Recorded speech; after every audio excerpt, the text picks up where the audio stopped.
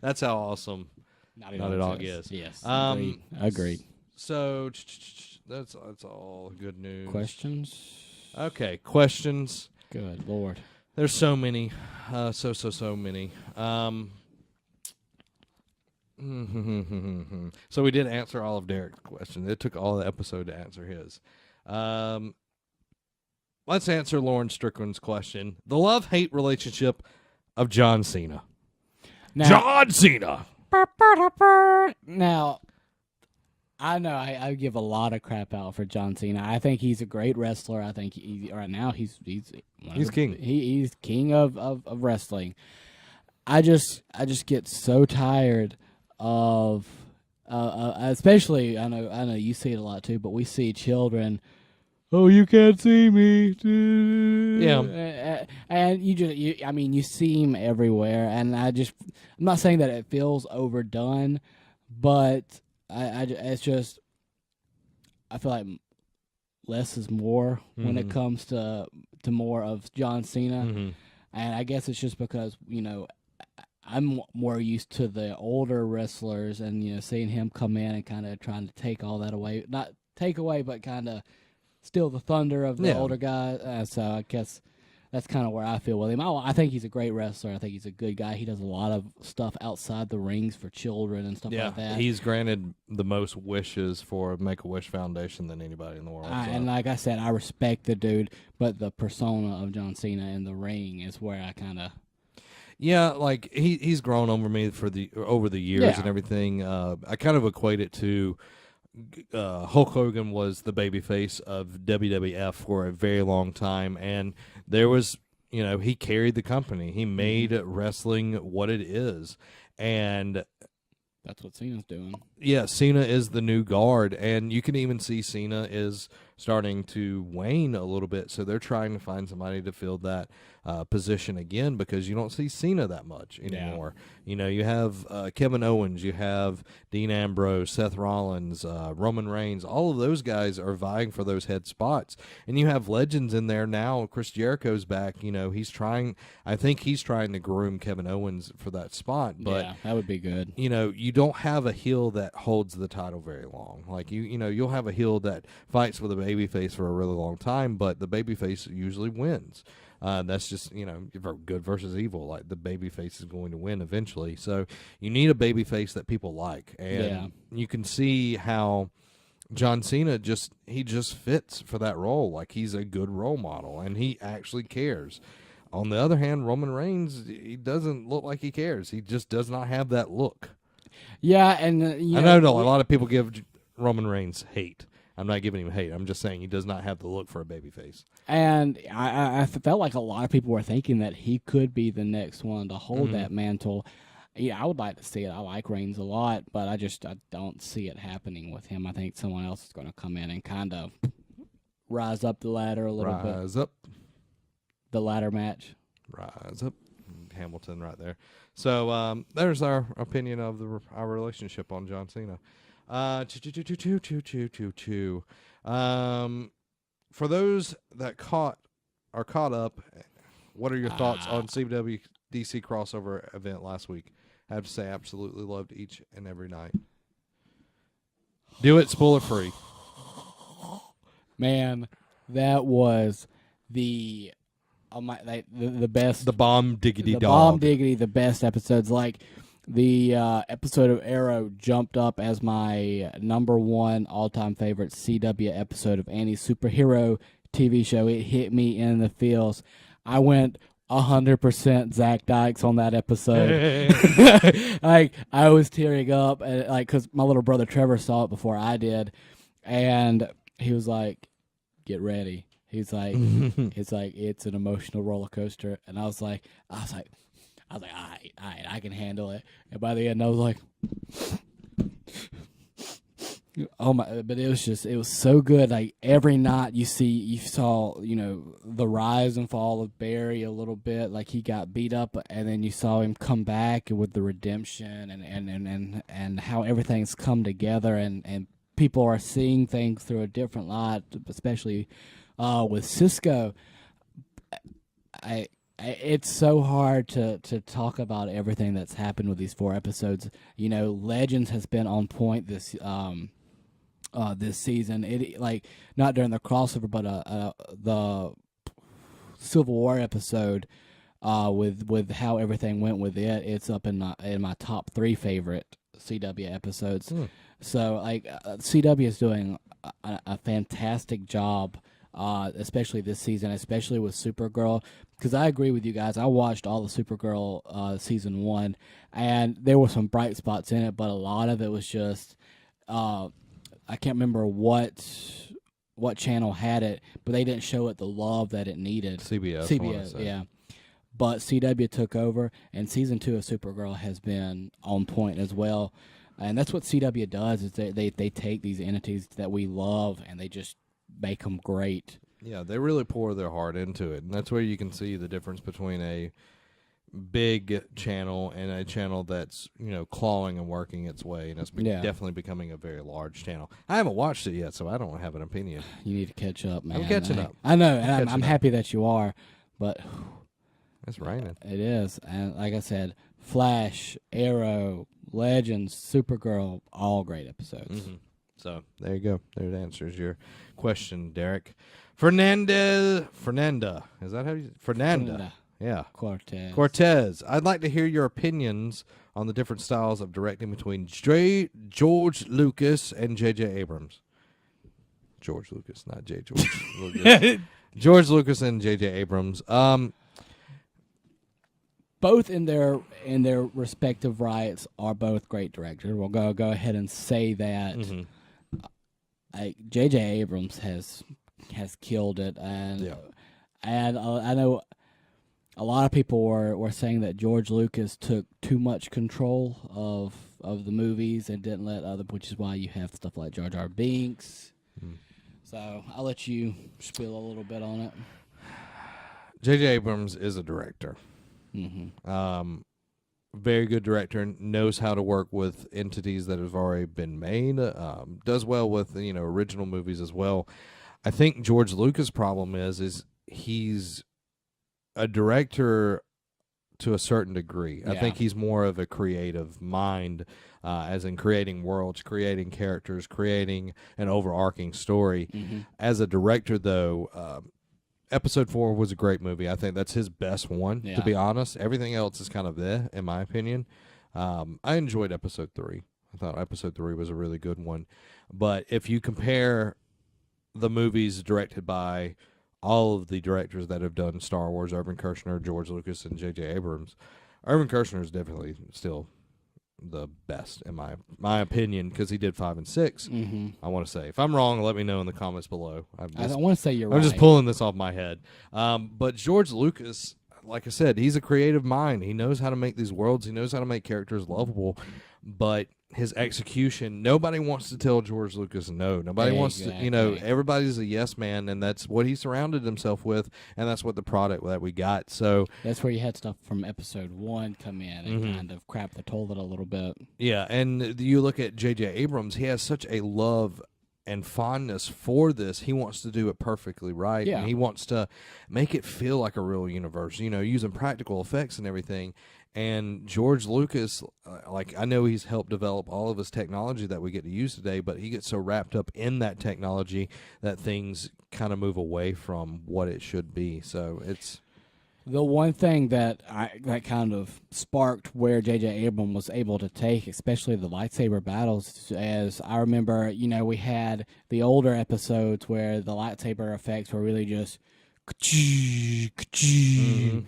but I remember watching Episode 1 and just being completely blown away with the lightsaber battles. And I will say that that's one thing, because, obviously technology caught up with where George Lucas was wanting to go with it. Mm-hmm. But he also found somebody to make a whole style of lightsaber combat, And that kind of, I get that's also helped, J.J. Abrams in a way, because, that kind of shows what they can do, because that showed us, because like I said, that's all we had known at that time was just the real simple. Well, it was more like a knight fighting, Yeah. with a long, long sword, Yeah. the claymore that's, heavy as mess, Oh, yeah. just the long swings, and then, you get the newer movies are kind of like fencing blades where you're moving very quick and very fast and very accurate. So, but like we said, both in their own rights Mhm. are great directors. They're both legends in the industry. I've enjoyed almost every aspect of their careers. Lucas has had a few hiccups in Star Wars. yeah, both of them are good. I think Yeah. JJ overall as a director is a little bit better, Yeah. but George Lucas as a creator definitely gets the win on that one. Crystal. Crystal. I'm butchering names. I got that differentiation like that, And then his it just mind went shut down. off. Like, this is a weekly occurrence for the newbies. Crystal Fangirl Jaeger. What about the Flash movie losing another director and people blaming Johns? I think, when you're trying to find somebody for these movies, it seems like more and more people are avoiding directing these superhero movies. We saw that with Wonder Woman. We've saw that with, I want to say, Thor is lost. Deadpool's lost a director. And now, Flash losing directors. Ant-Man lost a director. Finding the right fit is a lot of it. And Jeff Johns taking the helm and being over this, I think, is a good thing. Jeff Johns is the master of the DC universe, and having somebody that's like the DC version of Kevin Feige or Feige, I can't remember which way they like to say that. That's what's needed. A lot of people complained about, there was really no direction in Batman versus Superman because Zack Snyder just had too much freedom. This is what you get. You get somebody that knows the comics, that have written the comics, that have written the characters, that have developed some of the greatest stories. Yeah. And it's needed. It's needed somebody like that for DC. So, finding the right person that's going to work within that world is what you need. And a lot of people, complain about Marvel being formulaic, but there's a committee. It's a committee. They all decide, okay, this movie's going to lead into this. These things are going to tie into this and all of that. And you've got to have directors that are going to fit into that mold. And not every director is going to fit in there. Exactly. You're not going to have somebody that's like Christopher Nolan that comes in there that has a vision for something that fits into that cookie cutter. And, like... Even though he's an executive producer. Just wanted to put that there. Talking about with Marvel, and like they're right now the kings of tying in everything, and you have to have a formula to be able to use to be able to tie all these different entities together, whether it's Thor, Captain America, the Avengers, and all that stuff. And now with Jeff and DC having that same hierarchy similar to what Marvel has, it definitely it's going to help, kind of boost them into where they need to be, because right now, the DC is also tying in all their movies to everything. So, I think once they find that director that does fit to where, where they want to go with the DC movies, I think that it's just going to take off, and I think it's going to be fantastic. I've told people, I love Marvel, but I'm not one of those fans that just turn DC off. Sucks. I love superheroes. I love the stories behind them. I mean, all the way from the biggest superhero, usually all the way down to the smallest ones. Mm-hmm. Ant-Man. And the Atom. I don't really know how to say this guy's name. We talked on Twitter. We have a lot of new people. Yeah, welcome. I think it's welcome. Gadiel. Gadiel Zanog. You're going to have to tell me how to say that, bro, so I get it right. Like hyphenated. Discuss the pros and cons about reboots. For example, the never-ending Spider-Man movies. Remasters, what most gaming companies are doing. Examples, Bioshock, the collection, Ezio trilogy, the continuation or extension of TV shows after the finished, talking in consideration the announcement of Code Gears. I'm not sure what that is, and stuff like that. So what are your thoughts on remasters and rebooting stuff and like continuing that trend over and over and over again? How many times is Uncle Ben going to die? there are some things that don't have to restart at the beginning every time. Yeah. Spider-Man, Batman, a lot of superheroes don't have to do it. And you see that with the new Batman. Yeah. You could get a very short glimpse, a very good glimpse, I think, of the death of the Wayne family. And it moves on. With Spider-Man, I hope we don't see that in Homecoming. I know we've seen the death of Uncle Ben a bunch of times. And remasters of games, if they're wanted, I think it's worth it. I mean, you have your games like your Skyrims, that's your BioShocks, and your other higher games that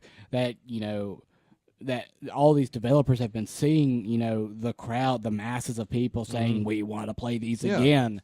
I can understand that, but if it's something like a game that nobody cares about, and they're like freaking Darksiders, the war remaster or whatever. Like, there's no reason to remaster. There's not a Darksiders. demand for it, but there's a demand for BioShock. There's a demand for Crash Bandicoot. Insane trilogy. Like, there's just so, and it's the same way with movies. There are some movies that we would love to see remade, but there's some movies where it's just like, it was good as a classic. Why does it need to be remade? Yeah, it comes down to a point where yes, there's things that we need new stuff in the market. We need things to keep going on and be fresh and all of that. I think a lot of companies see nostalgia being such a easily manipulated thing these days that they're going to keep going in that well until it runs dry, until they poison the well, and they're going to keep going back to it. And you can see that with movies, with them remaking everything in the world. Look at Power Rangers being remade. I mean, there's just so much. And some of them do better than others. Mad Max was a good example of a good movie that did well. But then you get like Fantastic Four. You don't need to make any Fantastic Four movies because they suck. That team does not do well for a movie. No. That's just the fact. I hate it if you're a Fantastic Four fan. You should hate it too because you keep getting crap movies. Yeah. So there are things that need to be done. There's things that should be avoided, and there's not a gatekeeper on these things. We own this IP and we're going to run it into the ground. And you could see, the Ezio collection or trilogy or whatever you want to call it that was put out by Ubisoft. Those are some of the best games out of the Assassin's Creed collection. 100% agree. But I will say this. They kept pushing games out every year that kept using it, and Brotherhood and Bloodlines, and then I can't remember the other one. It was Assassin's Creed 2, Brotherhood, Bloodlines, and then the third one, Legacy or something like that. I can't remember. I don't know how sure. I can't remember which one it was. It was where like Ezio was older, and then it would go to like Altair and all of that.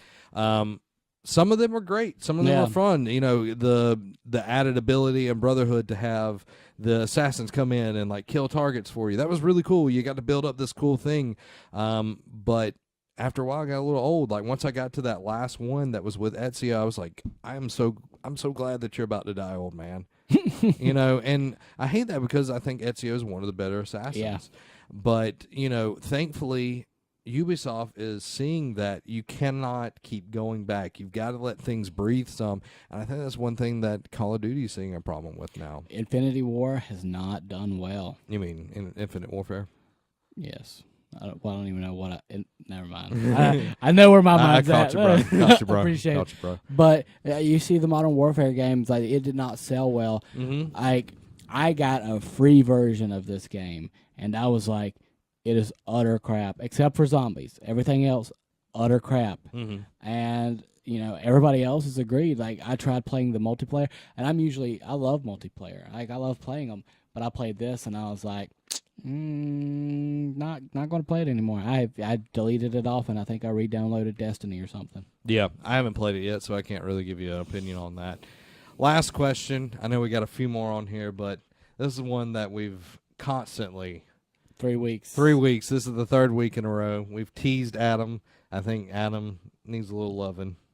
A little bit.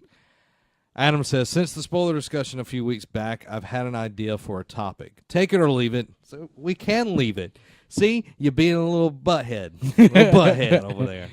I'm gonna keep going, though. Take it or leave it. I just want you to remember that. That was in there. Because it may upset some people. Like me, I'm upset now. I don't even want to answer this question. Next week. Take it or leave it, but what are your all-time favorite twists or spoilers in entertainment? Some examples for me, okay, if you don't want any spoilers, you can just, I'll pat my head. When I pat my head again, if you're watching the YouTube version, you can come back in. So here we go. The twist in The Sixth Sense, the Westworld twist from last week, this was a few weeks ago, and the Bioshock twists are all amazing. Dang it, I didn't know he put the Bioshock in because that was mine. Dang it. Now, which one? Are we talking about Infinite or the original Bioshock? Oh, I'm going I'm not Infinite, but the original. Infinite was a great one. I'm not going to talk about it just because I know you've still have not been spoiled on it. I'll wait till you patch it. It was a great game. Loved it. I know what the original Bioshock twist is, even if I haven't beat it. I thought that was awesome. Oh, my God. One of the best ones in video games for sure. I think Game of Thrones does a really good job seasonally by doing these twists and turns. The Red Wedding, that is one of the best ones, I think, in movies. I mean, on TV.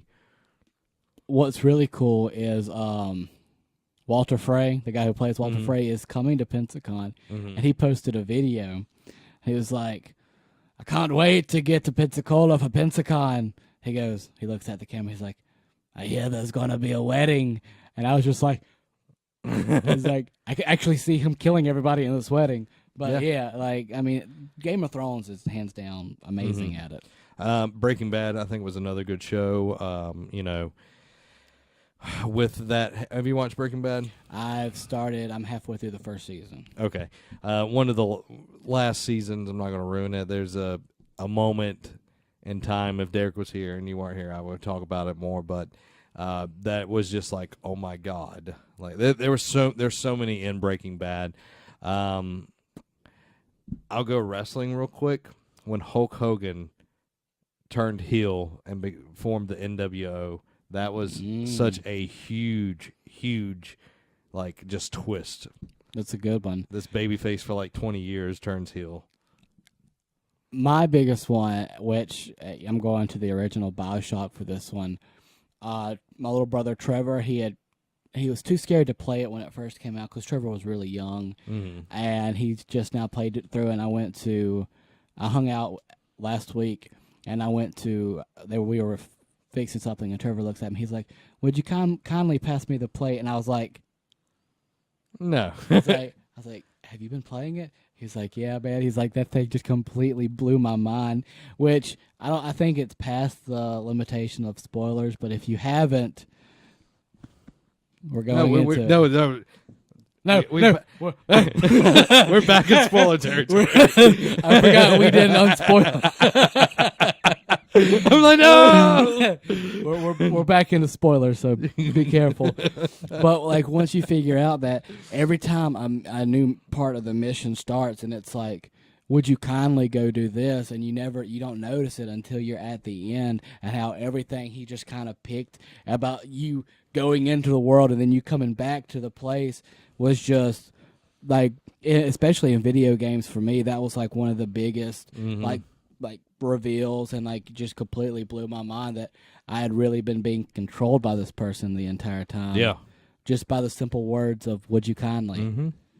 One of the great all times for sure. So, what are your top twists and spoilers? Let us know in the comments below. So, here we go. All right, guys. Thanks for watching this awesome episode. If you want it early, you can go over to patreon.com/nerdcave. Help support us there. You can get it early for $5 for the audio version, or if you want to see our lovely faces and our bodies, you can pay $10 there. And you get a bonus episode. For $1. One simple dollar. Okay. Could never live that one off. It works. So, you guys, go over there and support us if you can. If you can't, every day throughout the week, we break this show up topic by topic. Yes. All the way till Friday, where we put out the full episode on YouTube and all podcast services around the world. And guys, we have way more than just this podcast. We have the Nerd Cave podcast. We have the Nerd Cave Retro. We have the Derek Diamond Experience. We have Fantasy Football for Nerds. We have Battle of the Brands. And we also have our friends from Mississippi, Pop Culture Palette. Get your PCP fix every week. We have a ton of different ones. I know me and Derek even have a radio show that is fantasy football related, and we're affiliated with Fox Sports Radio. So we got a lot of good stuff going on, especially in the podcasting world.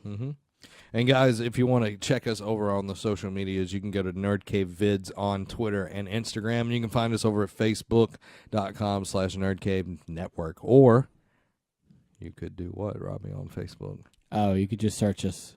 Yeah. Nerd Cave. Just search. Yeah, guys, we also have an awesome gaming channel. If you haven't checked that out as well, go over to youtube.com and search Nerd Cave Gaming and find us. We're the controller. That's pink and blue. Show us some love. Yeah, awesome Let's Plays and all that good stuff. But, guys, want to thank you for joining us on this awesome ride through the Game Awards and PlayStation experience. That wouldn't be anything without you, Robbie. I love you. I love you too, man. And now we're going to answer the question off air of what flavor Robbie tastes of Go ice get cream. you a big lick. Guys, thanks for watching. This has been Zach. And Robbie. Have a week.